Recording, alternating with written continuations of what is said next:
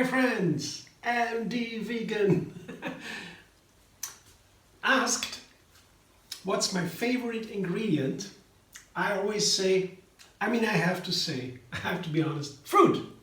Fruit, I love fruit most. The healthiest is vegetables, green vegetables, dark leafy greens especially, that's the highest. Second is spices and herbs. I love all these. But the third healthiest is fruit. That's my favorite. The colors, and when I see it, I get happy. And for breakfast, I have most I like fruit and nuts and seeds maybe. That can also, or granola for example. I put some buckwheats into a fruit salad with nuts, and I'm happy. I can go for a long time. It's so easy, fruit. But fruit and nuts are also the most expensive ingredients we have when it comes to how they are produced. There's a lot of water is going in there, for example. I read a little book about my recipes, the overview, and I also have a little part about veganism in general and how it's related to our world, to nature, health, and so on. And of course I want to know something about the value, ecological footprint, and so our food. Of course we know that the vegan food is the only answer to saving the planet and the animals, of course. The planet, you have to be vegan, otherwise we cannot save the planet. We can't continue to eat animals. That's the biggest mistake humans ever made as a species, not single ones in the bush or something. I don't talk about that. In general, we can't continue to do that on a large scale. It's not possible. We have to quit. That's for sure. Just for ecological reasons only. Just that. Economically, it doesn't work. But I'm talking about when you put how much it takes to produce food. The fruit now, the plants. In the plant kingdom, the fruit are pretty high, pretty expensive. Look at fruit. They're so beautiful. Who wouldn't wonder that they are, of course, more expensive to produce? And even more so, nuts. Nuts is really super high. It's really very, very, you can need a lot of water to put into to produce a nut, and transportation and all these things, workforce and all these things. So nuts are super high, but the point is we don't eat that many nuts. Usually we eat more fruit, of course. Carbohydrates is the main food. That's basically sugar and starch and that's, so eat a huge amount of these carbohydrates, that means fruit, and a small amount only of nuts and seeds. So when the fruit are more expensive and the nuts even more expensive, super expensive, if you only eat a small amount, then again, it's a balance, So in general, that these products are so expensive in the plant kingdom, that of course gives a little bit a caution to me when I only eat fruit as a favorite food. It is more expensive to eat fruit and nuts, more expensive than greens, vegetables, that's for sure. But I have to admit, that's why I say I have to admit I like more the fruit. Well, all this is nothing as compared to eating animals. Eating animals is so expensive. There is no measure. It's far beyond whatever you take. Don't eat animals. It's expensive, and it's unhealthy and it's so unethical to hurt our animal friends. They are like us. We are the same basically. We have a right to freedom and to live, to be happiness, to have our families and so. But in the plant kingdom, once you decide to that, then their fruit and nuts are the most expensive. But it's always within that kingdom, the plants. So within there, I admit, yes, I am the one who loves fruit nuts most. It's a precious thing to have. It's a wonderful opportunity to have all these fruits and nuts, to choose from in our health food shops or in the supermarkets in the Western world. We have so much food here. Recently I went to the supermarket and it's always overwhelming. You see all these colors, you think, wow, what a wealth. I think many people, at least me, I'm not aware of that all the time. I live in one of the richest countries, that's Germany, of the world. and what a rich abundance of food we have. So, I mean, I know that for a long time now, that we are rich. And we owe the poorer people a lot just for this wealth. So what I do here, sharing my vegan recipes with the world, mostly for free, that's a little contribution. I think I should also be part of the solution a little bit. And everybody can do a little bit, to be a little bit of a vegan activist, to show others a way how to do that easily. And you know, if everybody eats fruit and nuts and vegetables, we made it. That's it. That would be it. The rest is also, there are many important things, but this is the biggest problem we have to solve. And you know, everybody can do a little bit. Everybody can do a little bit. And so a little bit would be, today for me, I make this recipe with nuts and fruit. That's my favorite. And among these fruits and nuts, I have special favorites that I have always at home. What I have always at home is, of course, bananas. Really, that's something I have always. There are 2 bananas here. I cut them into slices, and I will blend them with dates and cashews. Yeah, they're very, you know, I have these also. These I have always at home. Dates, some dates, and the cashews most of the time, because they are a little bit more expensive. Cashews, nuts, yeah. But I try to have cashews always, yeah. Sometimes I run a little short, but I try to have it always. And you know, this is really basic food for me. When you ask me what I eat, nuts and fruit, yeah. And then the other part is greens, salads, yeah. That comes later in the day mostly. But the breakfast, yeah, it's easy digestible, yeah, just raw food with fruit and nuts. That's so easy to digest and to enjoy and to make it, yeah. So I will do that now. I will blend my favorite ingredients that I've ever at home in a simple smoothie. Just 2 bananas, a half a cup, a handful of cashews, and well, a dozen dates or so, small dates, medium dates, and a little bit of water. I will have to use a cup water or so. I will have to use a little bit more, maybe, but at first I break it down with a small amount of water to get the blender going. The blender has some issues with dates and nuts. It takes a little bit longer. Of course, that's for a blender, not a problem. But just saying, you need a little bit longer, especially with dates. Break it down first with a little bit of water, and then I see if I can use a little bit more. Blender dance.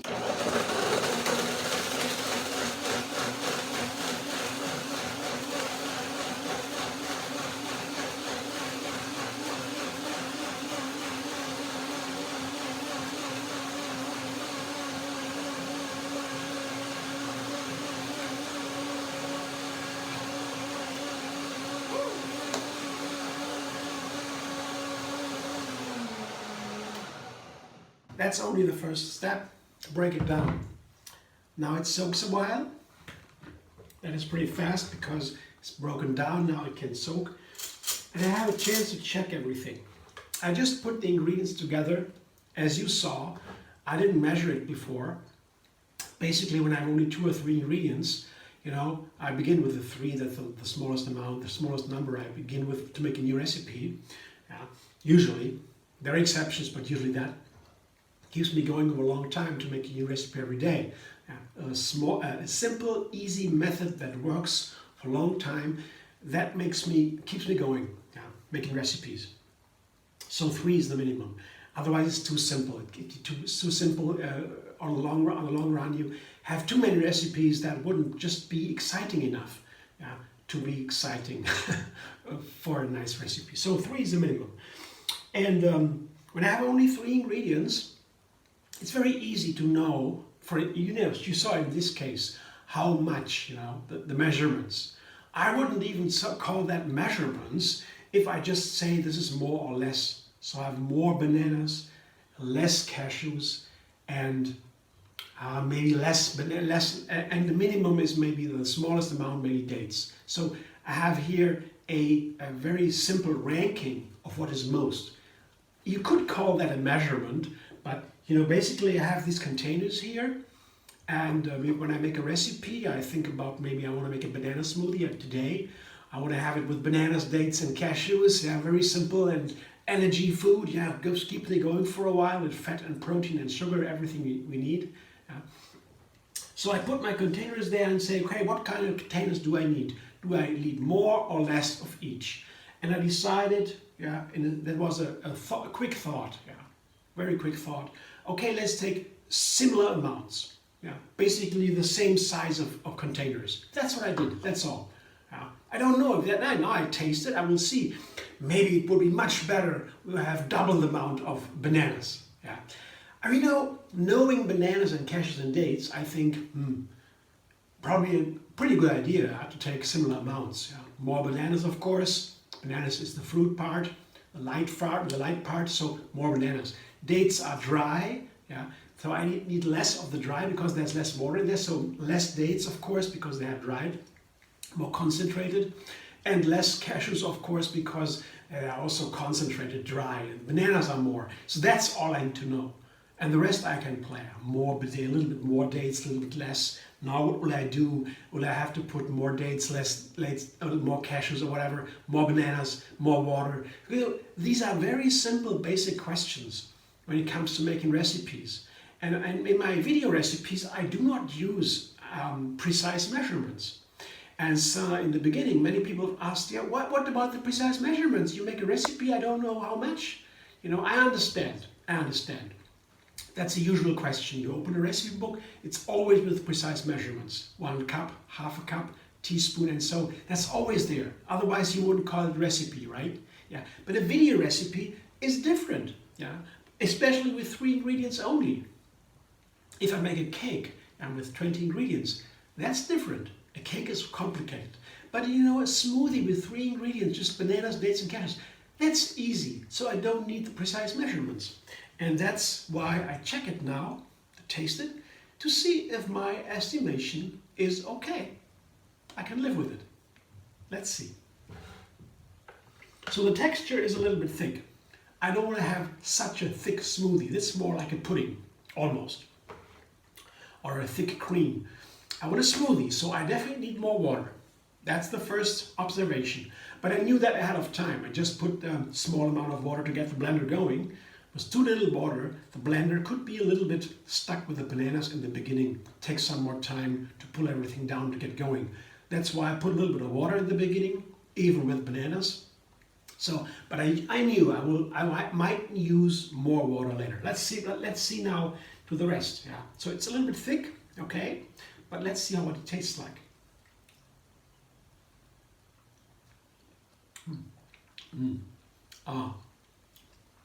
Awesome. It tastes wonderful. It tastes a little bit too sweet. Of course, there is too little water, but you have this wonderful malty date flavor. You have a little bit the sour, very small amount of sourness from the banana. It's not totally ripe when it's totally sweet. It's a little bit sour, but that's very nice with the sweet date. And the buttery cashew. It's all pretty similar. All are sweet flavors. There's no lemon in there, nothing. No seasoning, it's just the pure flavors, and the strongest flavor maybe is the date. The malty, warming, you know, earth-like a little bit date flavor. I love it. Very nice. I need a little bit more water though, that's clear. Yeah. And you know what? You could even put more dates in there if you wanted to. You could. But you don't need to. You don't have to. It's a wonderful recipe, even with these measurements. But for sure more water. One more blending. I also do need the second blending now to get the right texture, because after the first blending, taste it right now, there's a little bit of coarseness. There's pieces. There are pieces of the dates and the cashews. That's what happens now. They are soaking. The pieces get bigger. They soak. And then I blend a second time. And then the same blender has a much easier game because the pieces are thicker from the soaking. So it's getting creamier easily. One more blender dance.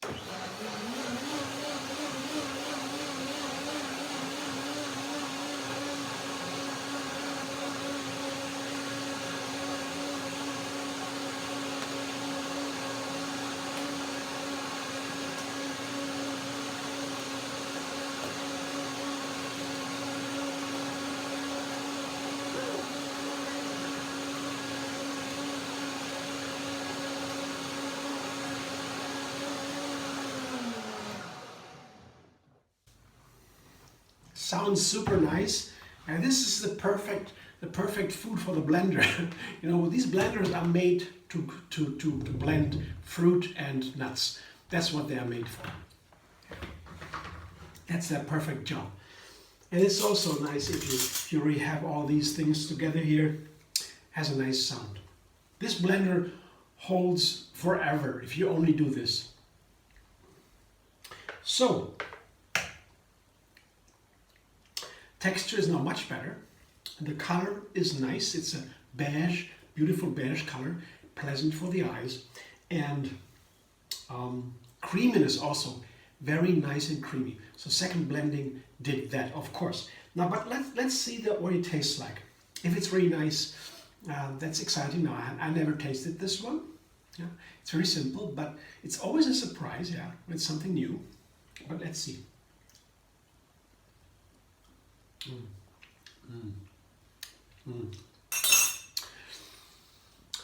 You know, when I put the same amount, the same size of the containers here, the three, I made a decision to buy similar amounts.